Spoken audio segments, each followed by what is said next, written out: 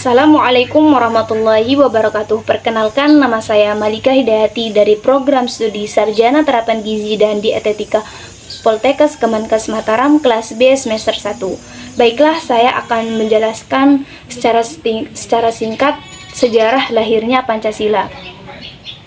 Pancasila, dalam fakta sejarah, Pancasila itu sendiri tidak lahir seketika atau begitu saja pada tahun 1945.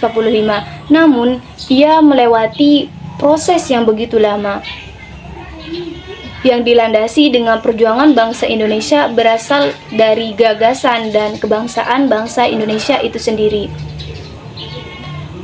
Proses konseptualisasi ini terjadi begitu lama yang ditandai dengan berdirinya organisasi pergerakan kebangkitan nasional, partai politik, dan Sumpah Pemuda. Dalam usaha merumuskan dasar negara atau Pancasila, muncul usulan-usulan pribadi yang dikemukakan dalam sidang BPUPKI 1945, antara lain: pertama, Muhammad Yamin pada tanggal 29 Mei 1945 berpidato mengemukakan usulannya antara lain sebagai berikut: 1.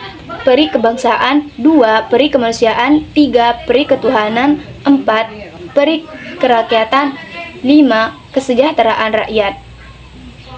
Muhammad Yamin berpendapat bahwa kelima sila ini berasal dari sejarah agama peradaban yang tumbuh dan berkembang dalam bangsa Indonesia itu sendiri.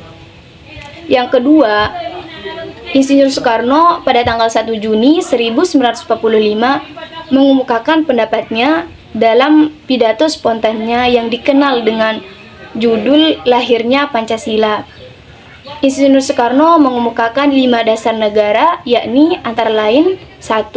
Kebangsaan Indonesia, 2. Internasionalisme atau peri kemanusiaan, 3. Mufakat atau demokrasi, 4. Kesejahteraan sosial, 5. Ketuhanan yang berkebudayaan. Dari banyaknya usulan-usulan para pengemuka, Insinyur Soekarno berhasil mensintesiskan dasar falsafah dari banyak gagasan dan pendapat yang disebut dengan Pancasila pada 1 Juni 1945. Nah, kemudian rumusan dasar negara ini dibawa atau didadarkan, atau bisa juga kita sebut dengan diproses kembali oleh BPUPKI dengan mendirikan Panitia 9, yang dimana Panitia 9 ini beranggotakan 2 golongan, yaitu pertama golongan Islam dan kedua golongan nasionalis. Nah, selanjutnya Panitia 9 ini mengadakan sidang pada tanggal 22 Juni 1945 yang menghasilkan kesepakatan dasar negara yang tertuang dalam alinea keempat rancangan perimbul atau pembukaan, yaitu ketuhanan dengan kewajiban menjalankan syariat Islam bagi pemeluk-pemeluknya, kemanusiaan yang adil dan beradab, persatuan Indonesia, kerakyatan yang dipimpin oleh hikmah kebijaksanaan dalam permusyawaratan perwakilan, yang terakhir keadilan sosial bagi seluruh rakyat Indonesia.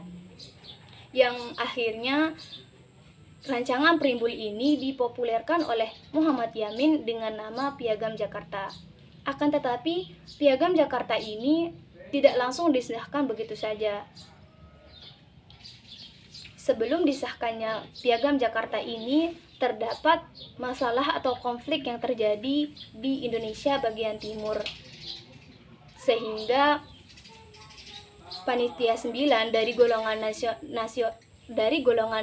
nasionalis dan golongan Islam melakukan musyawarah kembali dan menghasilkan perubahan rancangan perimbul, yaitu pada bunyi perimbul yang pertama, ketuhanan dengan kewajiban menjalankan syariat-syariat Islam diubah menjadi ketuhanan yang Maha Esa.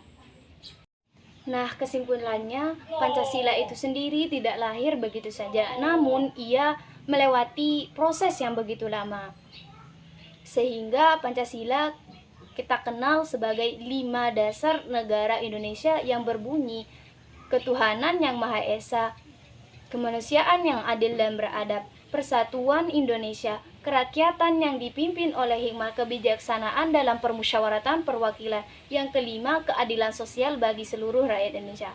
Inilah cerita singkat dalam proses perumusan dasar negara atau kita kenal dengan Pancasila. Selanjutnya kita akan membahas tentang Pancasila sebagai dasar negara. Pancasila sebagai dasar negara memiliki arti setiap sendi-sendi ketatanegaraan harus berlandaskan dengan nilai-nilai yang terkandung dalam Pancasila. Artinya, Pancasila harus senantiasa menjadi ruh atau power dalam segala bentuk kegiatan negara. Nah, selanjutnya kita akan membahas tentang peranan Pancasila dalam ketatanegaraan Indonesia. Bagaimana sih peranan Pancasila dalam ketatanegaraan Indonesia? Pertama, Pancasila itu merupakan pemersatu bangsa yang memiliki arti yang menyatukan perbedaan-perbedaan yang ada dalam masyarakat Indonesia. Yang kedua, Pancasila merupakan filsafat negara atau pandangan hidup yang memiliki arti pandangan hidup berbangsa dan bernegara. Yang ketiga, Pancasila sebagai ideologi negara yang memiliki arti membawa Indonesia ke arah yang lebih baik lagi setelah begitu lama proses penjajahan oleh negara asing. Yang keempat, Pancasila merupakan dasar negara yang memiliki arti sumber dari sumber hukum yang ada di Indonesia. Yang kelima, Pancasila itu merupakan jati diri negara Indonesia itu sendiri atau identitas dari negara Indonesia itu sendiri. Hanya ini yang dapat saya sampaikan, kurang lebihnya saya mohon maaf. Wallahu a'lam bishawab. Wassalamualaikum warahmatullahi wabarakatuh. Tetap semangat.